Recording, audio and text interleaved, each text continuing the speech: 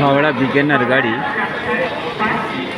11:30 এখন আমরা লাইনে দাঁড়িয়ে আছি।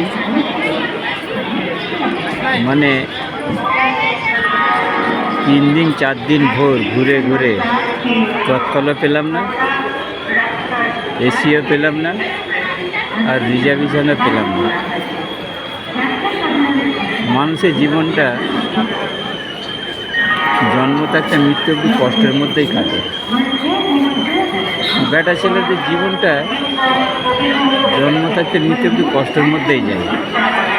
বেটা ছেলের হৃদয়টা যেন পাষাণের মতন হয়ে যায়, তারা সব কিছু মেনে নেয়। এক পরিবার পরিজনের উপরে নির্ভর করে, তার উপরে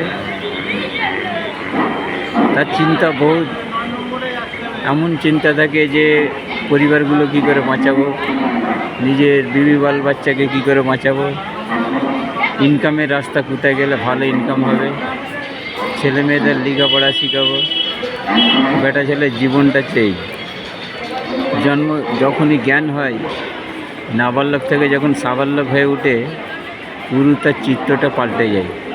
তো প্রত্যেক মানুষের চিন্তাধারা থাকে যে আমার ছেলে মেয়েদের ভালো জায়গায় নিয়ে যাবে, কিন্তু অনেকে পেরে উঠতে পারে না।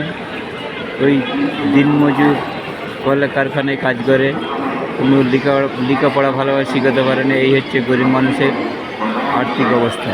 তো পৃথিবীতে উপরওয়ালা গরিব করে না কাউকে কেউ পাঠায়। গরিবের যন্ত্রণা মহা যন্ত্রণা, এ বোঝানো যাবে না।